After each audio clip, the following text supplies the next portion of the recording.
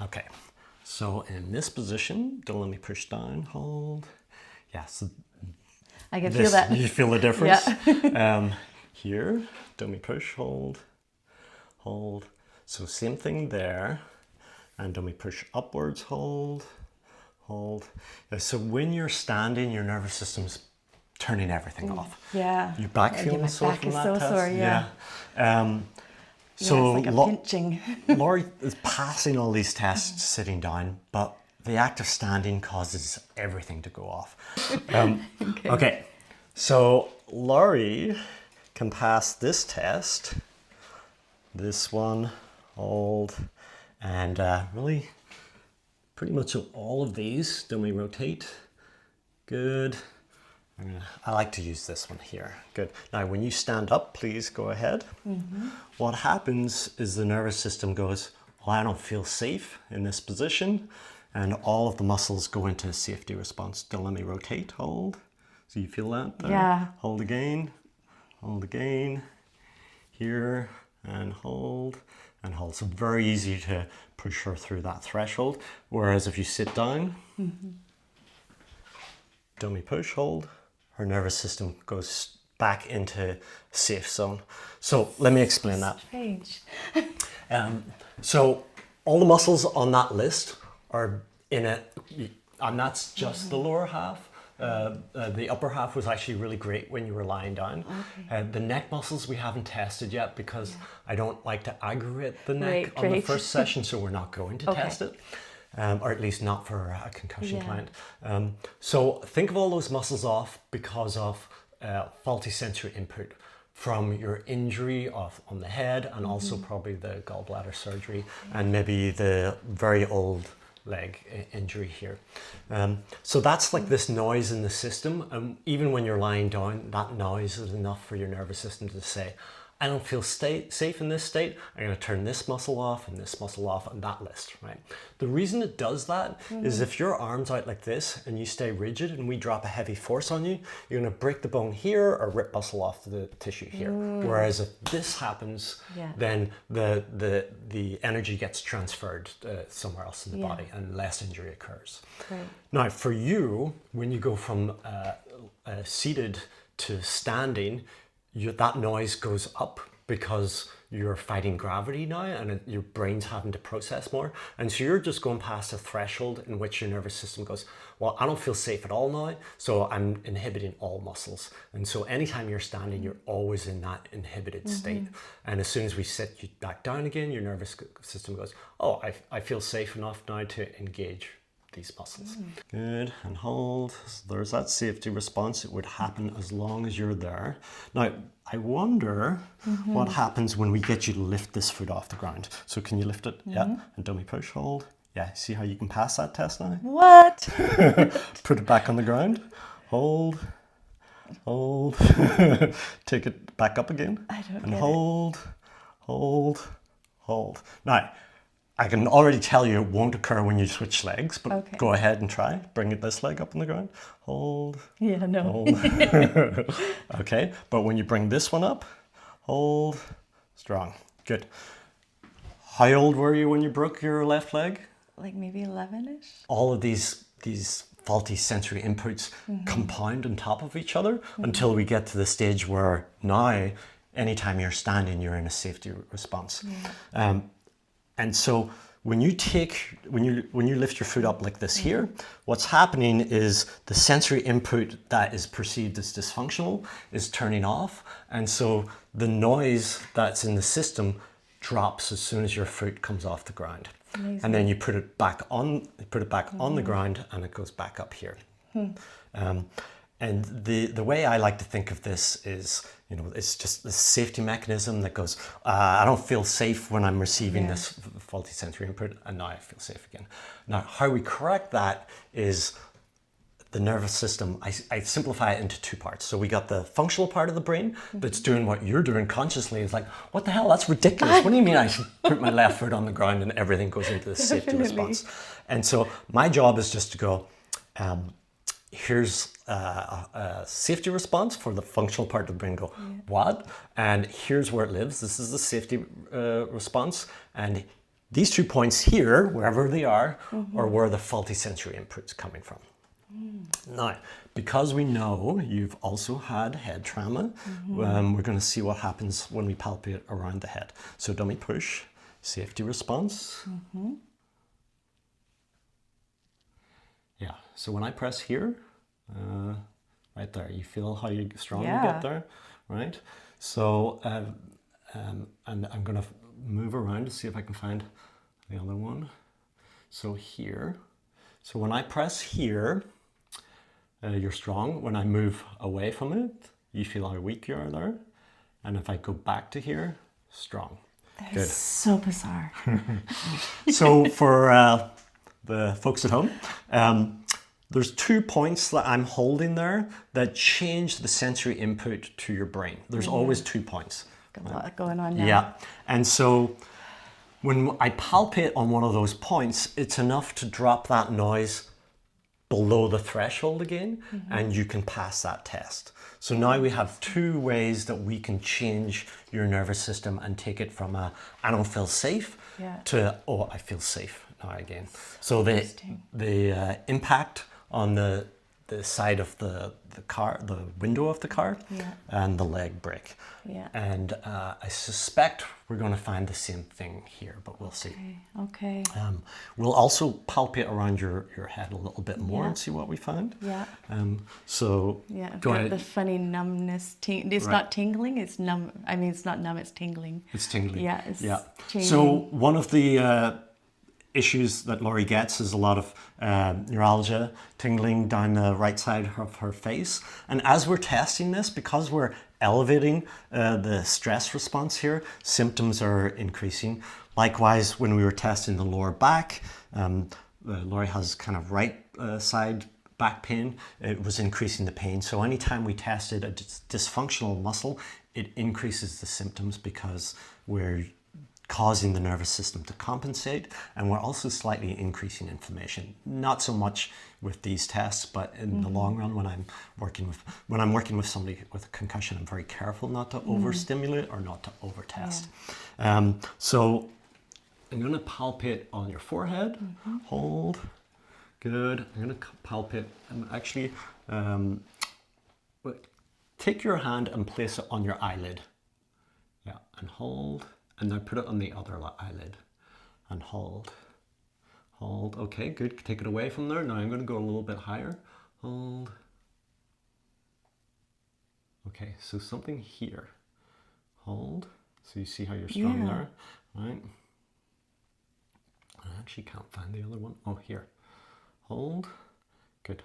So this point here and this point here make it go strong. And if I'm not on it, you're weak. Here, strong. So Interesting. for the people at home, Yeah. because what it looks like when this goes anywhere, it kind of looks like I'm just pushing harder. And even, I'll actually say, even for the person who's here, sometimes I think you can feel the difference, right? Oh, but definitely.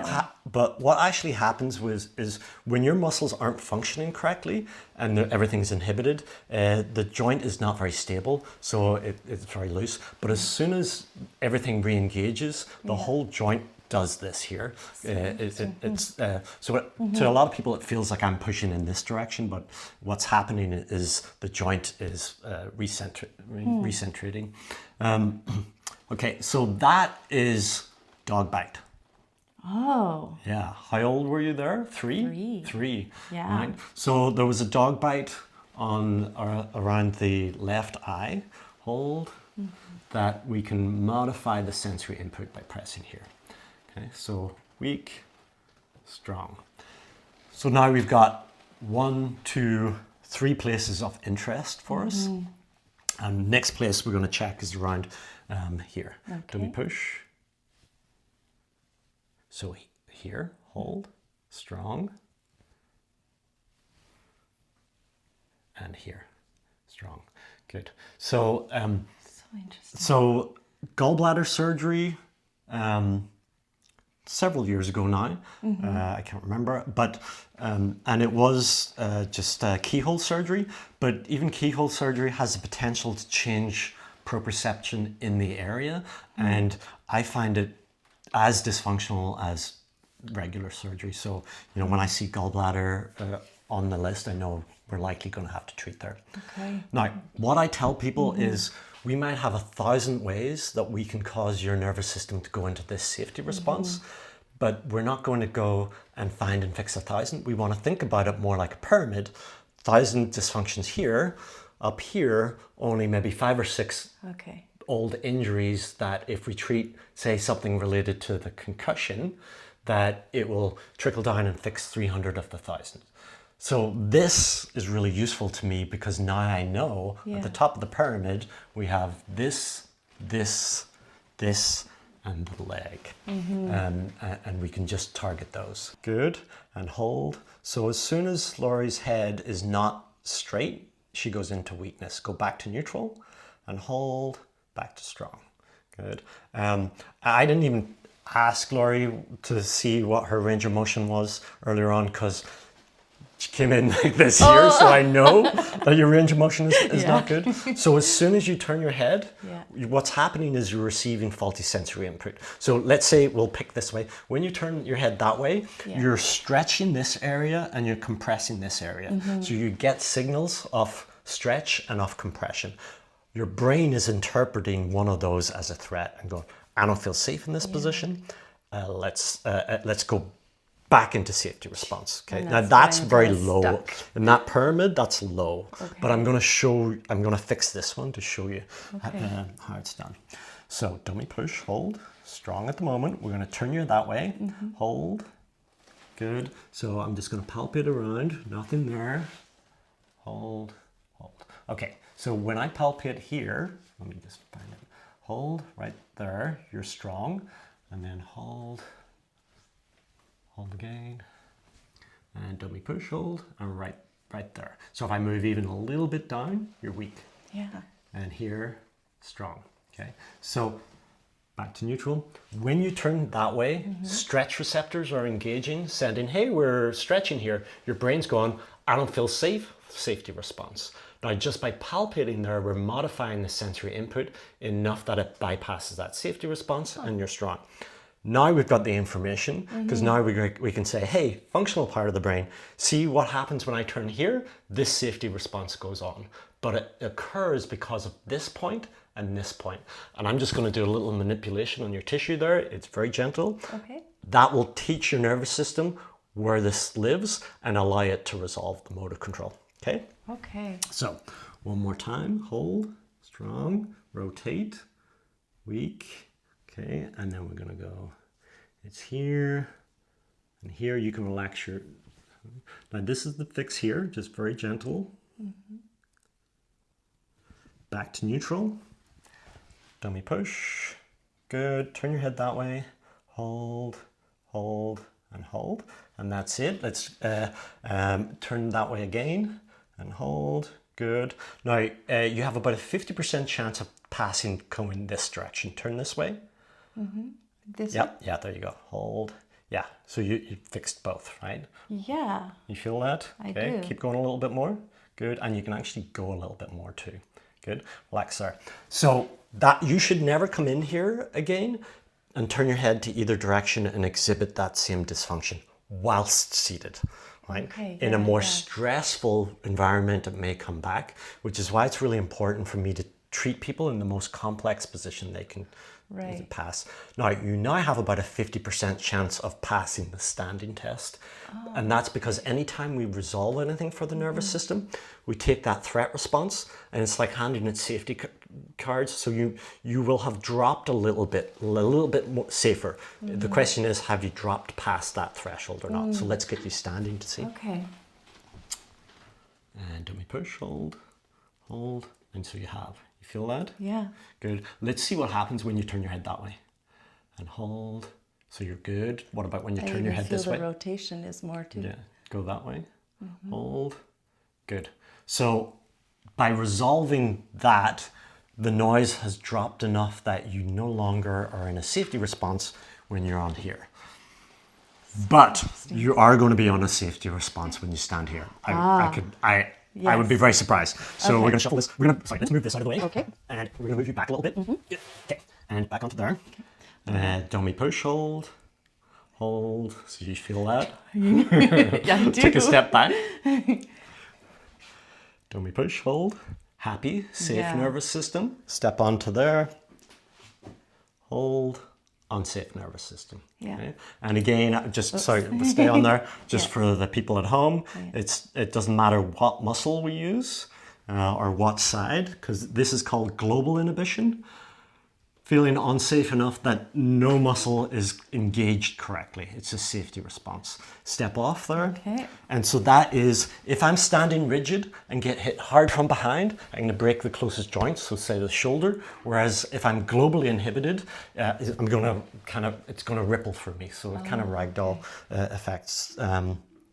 Drunk driver, right? Everything, the drunk driver is all loosey-goosey, so they don't get as impacted as somebody who sees it coming and tries to lock down. So Yeah. our brain likes to inhibit much more. And I definitely did that in the accident. I could see it coming. And so you're And I yeah, just, yeah, everything's yeah. tight. Yeah. And so when we put you, so again, hold, strong, step on there, hold. So there's the weakness again. Now if we palpate here,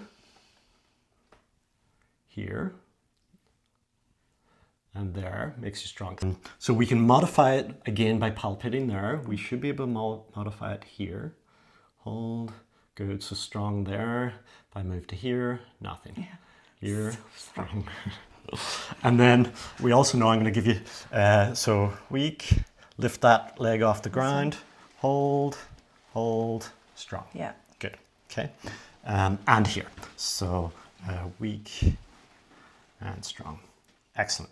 All we really did here was go, hey, nervous system, when you turn your head this way, these engage, causing this here. And so that light manipulation was enough for the nervous system to solve that. Anytime there's proprioceptive dysfunction, so sensory input, there's a parallel indent in the acupressure system, which is very integrated into how our safety mechanisms operate. And so anytime there's a proprioceptive dysfunction, there's a parallel indent in the acupressure system. It's kind of complex to explain. This is where everybody's like, oh, what's he talking about? But this time when we solve something, we want to know where the proprioceptors are, but we're going to use acupunctures to create it. Okay. I think I'm just going to go ahead and solve it and see what we find. So let's place you here. Up. Yep. And dummy push. Good, there's weakness. I'm going to use this acupressure point here. And now I'm going to go, see how you don't get stronger there anymore when I palpate here, but you do here. So this injury is more threatening to your nervous system than this one. That's what that, and what you'll see, like if I palpate here, it's not changing anything because I used acupressure points to get that functional part of your brain hyper-focused on a threat. So now we can see, it's just behind the ear, by the way, there, 1 point, and just above the ear, 2 points. Those are the 2 points that are causing a high level threat, and that's the concussion. Now I'm going to start using acupressure points instead here. Weak, strong. So that acupressure point has a relationship to that impact. I'm going to go here, weak, weak, strong. Good. So that I'm looking for acupressure points that change your motor control. Here, strong and strong. Great. So we're going to do this here. Good, you can step off there. Right. So all I did there was go, hey, functional part of the brain. See this safety response here? It's actually occurring because of these two proprioceptors, which has a relationship with these two acupressure points, and it immediately resolves that. So you should be able to pass this test now. Let's see. Dummy push, hold. Yeah, so strong. Okay, you feel that? Yeah, I do. Good. Now, what happens if we put you heel to toe? Heel to toe? Yeah, like that.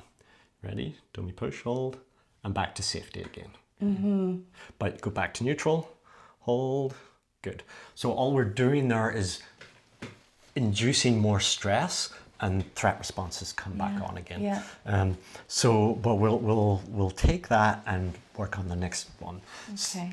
And so every time you feel me doing this here, I'm using acupressure points to get your functional part of the brain hyper focused on a threat it just saw. Okay. So hold, strong, go heel to toe. Hold, there's that weakness. We get your nervous system hyper focused on it. So now you can go back to neutral. In fact, for you, let's step you all the way off so you feel. So you stay in this safety response. It's no longer related to there. It's related to here. So strong. And there's the other point there. So if I move slightly off it, nothing. Here, strong. You feel that? Yeah, definitely. Okay, Big so difference. acupressure points. Here, weak, strong. So when that point's strong, it brings me to these points along here. Weak, weak, strong. Feel the difference? Yeah, that is often goes to here. These 2 points. Good. So these 2 points, which are the kidney points, have an association with the trauma from the dog at your eye when you were 3. Now, there is nothing wrong with your kidneys. Kidneys and lungs points I treat all the time. So it's just how the nervous system compensates. All right. Very interesting. Let's put you all the way into heel to toe position. Okay. Nobody likes this position, Yeah, by the way. So Don't we push hold? Good. But you can pass that now. Right? Yeah. You feel that? Yeah. Okay. Now, I'm going to palpate up here. Hold. Strong, strong, and weak. Weak. You feel that? Yeah. So if I go over here, strong, here. Yeah, nothing. Okay, good. So step you all the way off, and I'm going to explain that. So now that your nervous system's relatively safe in that position, when we intensify the sensory input from this area, it puts you into a threat response. So though we've resolved these 2, we need to resolve this one too. And the same thing is going to be on the leg as well. Go heel to toe. You're strong, weak. Get your nervous system hyper focused. You can step all the way off there. But what you see, because your nervous system's focused on that, you remain weak until we find where it's coming from. Hold.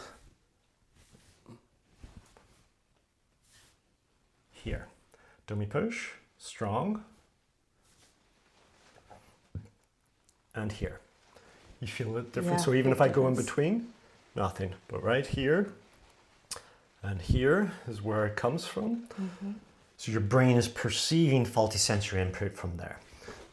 Anytime you're standing, again, so we could manipulate there, but instead we're going to use here.